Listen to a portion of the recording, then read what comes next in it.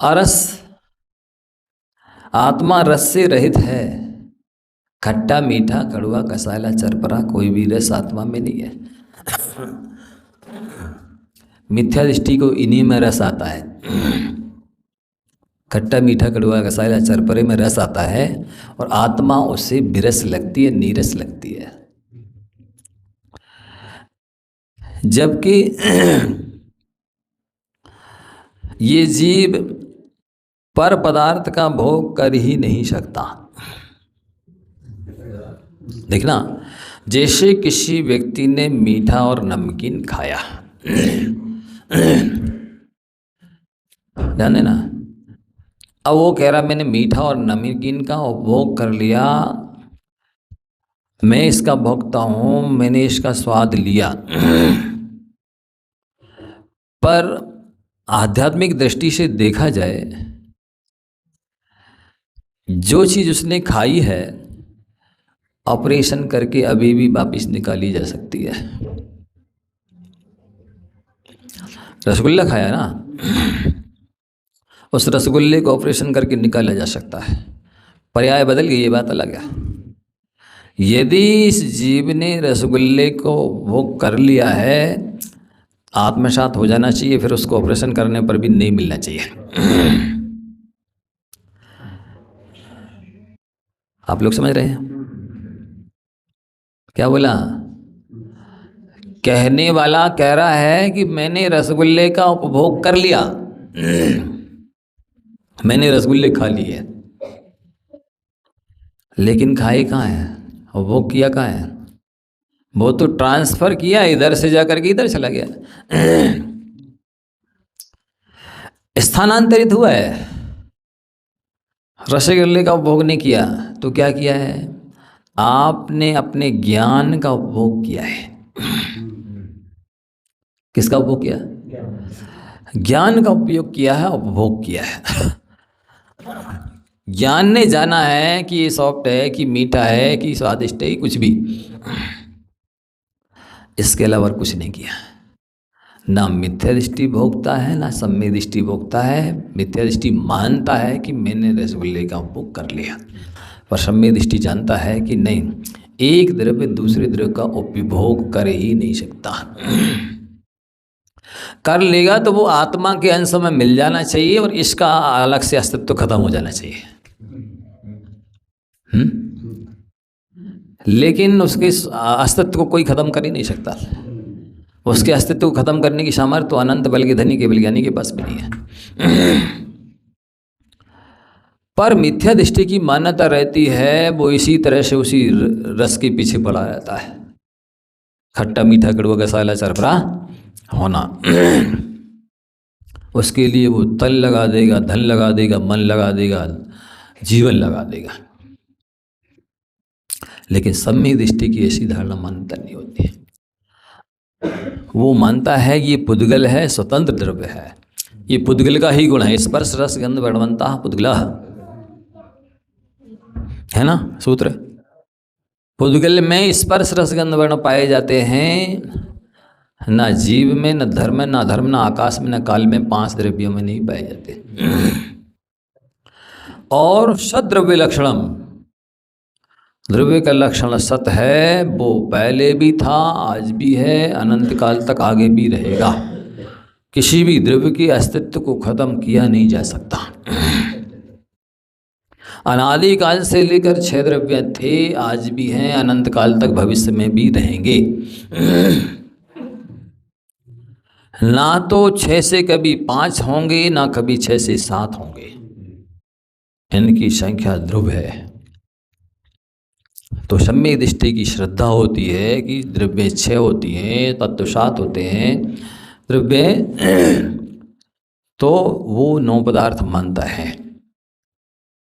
लेकिन मिथ्या दृष्टि की ऐसी धारणा नहीं होती है। वो शब्दों से कह सकता है, पढ़ सकता है, दूसरों को पढ़ा भी सकता है। हरस मरूप, रूप से रहित है आत्मा। ये जो मेडिटेशन केंद्र खुलते हैं ना, लोग ध्यान कराते हैं, तो वो ध्यान करने वालों से कहेंगे देखो देखो आत्मा, देखो बगले जैसी तबले सफ़ेद सफ़ेद दिख रही है। कैसे बोलेंगे?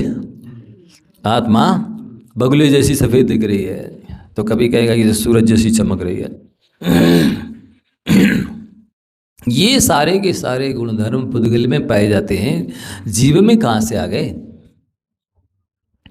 यही जीव तत्व की भूल है। ये भूल जब तक नहीं निकलेगी आप भूले रहेंगे, भटकते रहेंगे। काला, पीला, नीला, लाल, सफ़ेद ये पुद्गल की पर्याय हैं, ये जीव की पर्याय नहीं है। इसलिए उसको श्रद्धा बना के रखनी पड़ती है। नामे मृत्यु को तो भीति, नामे व्याधि को तो व्यथा, न हम बालो न वृद्धो हम, ना युवैतानि पुद्गले। जब मेरी मौत ही नहीं होती तो कुतो भीति, भय किसका? नामे मृत्यु को तो भीति, नामे व्याधि को तो व्यथा। मृत्यु होगी तो ये आचार्य श्री बोलते थे ना, ड्रेस और एड्रेस के चेंज होने का नाम मृत्यु है। ड्रेस और एड्रेस, ड्रेस हो गया शरीर और एड्रेस पता हो गया कि अब यहाँ रहते थे, अब अन्यत्र शिफ्ट हो गए। इसका नाम मौत है। आत्मा की मृत्यु नहीं होती है। नामे मृत्यु कुतो भीति, नामे व्याधि, व्याधि होगी तो शरीर को होगी, मेरी आत्मा को व्याधि नहीं होगी। कैसा भी रोग वो शरीर को ही नष्ट करेगा, आत्मा को नष्ट नहीं कर सकता। व्याधि हो रही है, वेदना हो रही है, वो वेदना भी आत्मा को नहीं होती। आत्मा का स्वभाव नहीं है। मोहिनी कर्म उस आत्म वेदना का संवेदन करता है। यदि मोहिनी कर्म ना हो तो अकेला ज्ञान उस पीड़ा को नहीं भोगेगा, वो केवल जानता रहेगा। कठिन लग रहा, समझ में आ रहा है ना? ज्ञान मात्र जानेगा, ज्ञान का तो आनंद के साथ जुड़ा है। ज्ञान आनंद स्वभावी हो।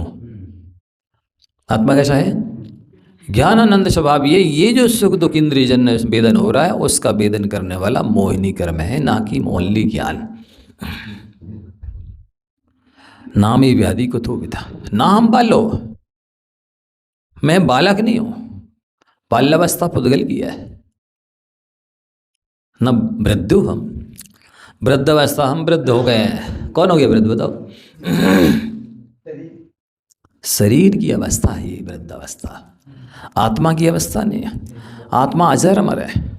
जैसा अनादिकाल पहले था, वर्तमान में भी वैसा ही है, अनंत काल तक बाद में भी ऐसा ही रहेगा। एक भी आत्मा का प्रदेश ना घटेगा ना बढ़ेगा, ना बदलेगा ना घिसेगा, कुछ भी नहीं होगा उसमें। शरीर का होता है, और शरीर में भी शिरियंते इति शरीराणि, जो जीर्ण शीर्ण होते हैं उन्हें शरीर कहते हैं। जिसमें पूर्ण गलन होता है उसको पुद्गल बोलते हैं। पुराने प्रदेशों का झड़ना, नए प्रदेशों का आकर मिलना, ये पुद्गल का स्वभाव है। आपका शरीर है, ये देह नहीं है आपका। देह की परिभाषा अलग है। देह उपचय धातु से बनता है। दीहते उपचीयते इति देहा, जिसमें आकर के पुद्गल को संचय हो, हृष्ट पुष्ट हो, वो देह है। और 40 साल के बाद में देह नहीं है, शरीर है। क्योंकि अब संचय नहीं होगा, अब तो जीर्णता शीर्णता होगी। नामे व्याधि को तो व्यथा, ना हम बालो ना वृद्धो हम, पुद्गल ही तानी। ये सब पुद्गल की पर्याय है। ना युवा, ये तानी पुद्गल है। युवा अवस्था भी अपनी नहीं है। तो अरस, रस से रहे थे आत्मा, खट्टा मीठा कड़वा कसाला चरपरा, नहीं हम इसके बिना नहीं खा सकते। अरे मिल ही आए खट्टा मीठा कड़वा कसाला तब भी नहीं खा सकते, क्योंकि आप एक द्रव्य दूसरे द्रव्य को आत्मसात कर नहीं सकता, वो भोग कर नहीं सकता।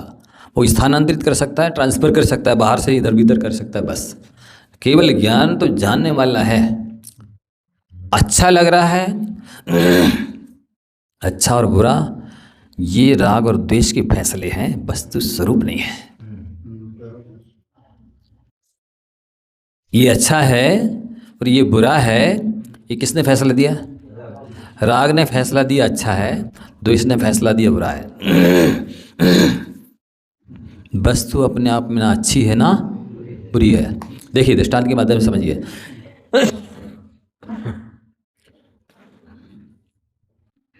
बोलो, विष्ठा अच्छी है कि बुरी है? हैं? बुरी है। तो दो सुअर आके क्यों लड़ते हैं? दो सुअर आके उसके लिए क्यों लड़ते हैं? अच्छी यदि बुरी है तो नहीं, ये तो आपकी मान्यता है। वस्तुतः वो पुद्गल की पर्याय है, ना अच्छी है ना बुरी है। आपने अवस्था के हिसाब से लगा लिया कि उनके लिए अच्छी, हमारे लिए बुरी। चलिए दूसरे दृष्टांत देते हैं। आपको शिखरजी जाना है और उत्साह है, उमंग की वजह से, उल्लास की वजह से आप रेलवे स्टेशन पर 1-1.5 घंटे पहले पहुंच गए और उसी दिन ट्रेन 1-1.5 घंटे राइट टाइम ना करके लेट आई और ये दूसरे जन को भी शिखरजी जाना था। सो ये तैयारी करते करते किसी वजह से उलझ गए और 1-1.5 घंटे बाद रेलवे स्टेशन पहुंचे और जैसे ही ये पहुंचे और ट्रेन आ गई। ये कह रहे बहुत अच्छी है ट्रेन, और आप क्या कह रहे? बेकार है। क्या रेलवे का टाइम टेबल है? चली जाती है अपने हिसाब से ट्रेन। अब बोलिए, ट्रेन अच्छी है कि बुरी है? विष्ठा की तो लगा दिया कि उसके लिए अच्छी है, हमारे लिए बुरी है। इसके अब बताइए, एक तरफ लिखा है अच्छी है, दूसरी तरफ लिखा है बुरी है। हैं? बोलो। चलिए 2 में घटाइए, अभी 1 ही में घटाते हैं। ये अगनपुष की ठंडी थी, नवंबर दिसंबर की, तेज कड़ाके की ठंडी। आप शिखरजी गए वंदना करनी है और जैसे नींद खुली 12-1 बजे 2 बजे और घड़ी देखी अभी 2 बजे हैं, अभी चढ़ जाएं तो अच्छा रहेगा, आराम आराम से 4 घंटे में गौतम गणनाथ की टॉप पर पहुंच जाएंगे। लेकिन पल्ले के बाहर हाथ निकाला, बहुत ठंडी है, कैसे जाएंगे? ध्यान से सुनना। अब आपने किया कि बढ़िया बनियान पहन ली, जर्किन पहन ली, शाल ओढ़ ली, गलाबंद बांध लिया, मोजे पहन लिए, ग्लव्स पहन लिए और कहा अब चल सकते हैं।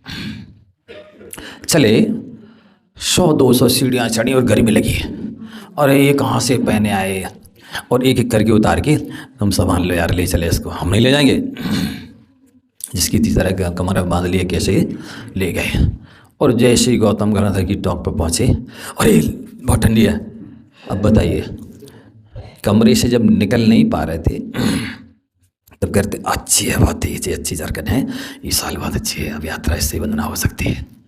और जब 200-300 सीढ़ियाँ चढ़ने के बाद गर्मी लगी तो कहने लगे बुरी है। अब बताइए, चीज़ तो वही है? पर्याय में भेद ने बदल दिया आपने, वो ट्रेन में 2 लोगों में लगा लिया। ये तो एक ही व्यक्ति की बात है ना। ये जरूरत और गैर जरूरत कौन सिद्ध करता है? ये है मोहिनी कर्म। ये फैसला देने वाला अच्छा और बुरा, ये मोहिनी कर्म है।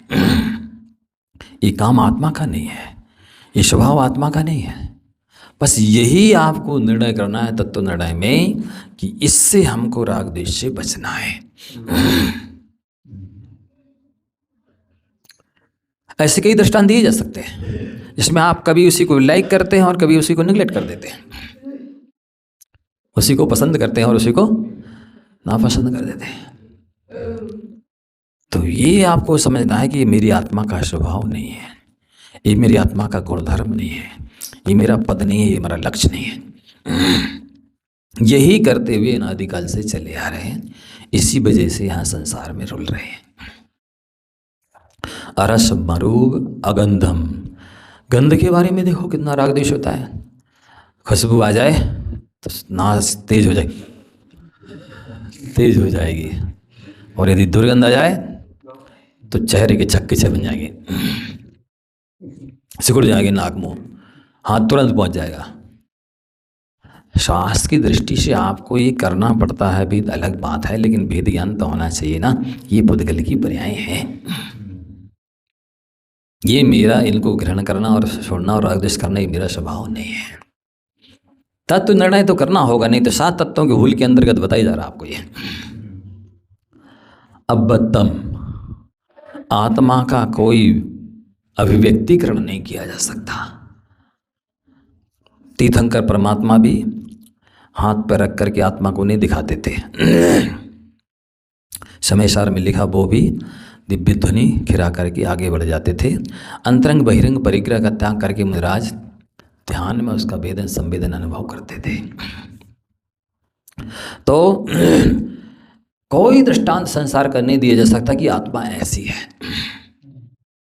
अवक्तव्य है, ना वक्तुम योग्य अवक्तव्य।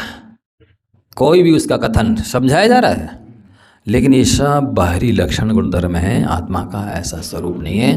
वो कैसा है? जैसे गूंगे व्यक्ति को गुड़ खिलाया जाए और उससे पूछा जाए कैसा लग रहा है, क्या बताएगा? चेहरे से थोड़ा बताएगा, मीठा लग रहा है, अच्छा लग रहा है, लेकिन शब्दों से नहीं बता सकता है। ऐसे ही आत्मा है कि उसको शब्दों से समझाया नहीं जा सकता। क्यों? आप खुद ही आत्मा है ना, उसका वेदन संवेदन अनुभव श्रद्धान आपको खुद ही करना है। जानो मानो करो, जानो माने ज्ञान, मानो माने श्रद्धान, करो माने चरित्र। चेतना गुणम, चेतन को है उपयोग रूप, आत्मा का उपयोग रूप है, स्वभाव है।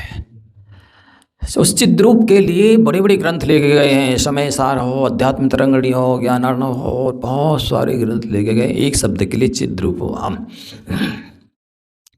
और चिद्रूप को हम ऐसा भी नहीं लिखेंगे मैं ज्ञायक हूँ, इसमें से मैं और हूँ भी हटाना पड़ेगा। अब जो हूँ सो हूँ, ज्ञायक वल्ली, ये है आत्मा का स्वभाव। कोई विकल्प नहीं, ना उसमें मैं है ना हूँ है। ज्ञायक मात्र, जानने वाला है, सहज आनंद स्वरूप है वो। सहज का मतलब अकृत्रिम आनंद, स्वाधीन स्वाभाविक आनंद, निजी आनंद है।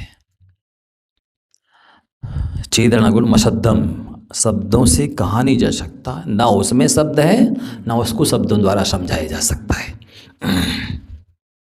जान अलिंग गहणम, कोई चिन्ह नहीं है, कोई संस्थान नहीं है, अनिर्दिष्ट संस्थानम, कि लंबा है कि चौकोर है कि षटकोण है कि अष्टकोण है, कहा ही नहीं जा सकता। आत्मा कैसा है? जैसा उसने शरीर प्राप्त किया है, जिस शरीर में वो रह रहा है, वैसा उसने आकार धारण कर लिया है।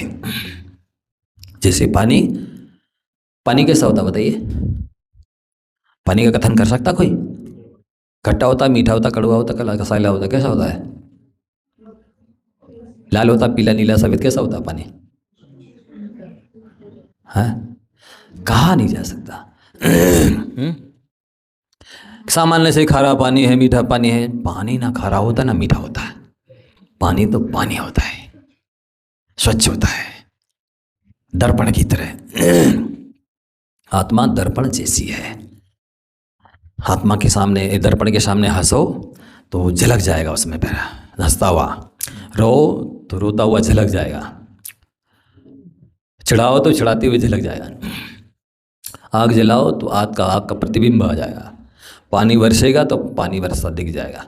दर्पण ना भीगेगा पानी से, ना जलेगा अग्नि से, न दर्पण हंसेगा, ना रोएगा, ना चिढ़ाएगा। ये आपका प्रतिबिंब है, आप जैसे परिणमन कर रहे हैं वो दिखा रहा है खाली। ऐसे ही आत्मा का स्वभाव दर्पण की तरह है। जो भी चेष्टाएं हो रही हैं वो आत्मा की नहीं, मोहिनी कर्म के उदय से हो रही है।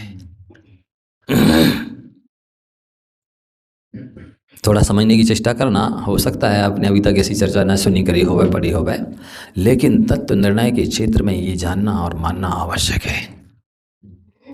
अन्यथा हम तो पशुओं की तरह केवल इंद्रियों से ही जानते रहेंगे और इंद्रियों के विषय को ही ग्रहण करते रहेंगे और रागद्वेष करते रहेंगे। कहाँ संवेद दर्शन होने वाला? अनादि से नहीं हुआ आज तक, अनंत पंच परावर्तन कर लिए। सरल नहीं है, असंभव नहीं है, पर सरल भी नहीं है। अरस मरूब मगंधम अब्बत्तम चेदना गुणमसद्दम जान अलिंग गहणम जीव मनंदिट्ठ संठानम। अनिर्दिष्ट संस्थान वाला है वो,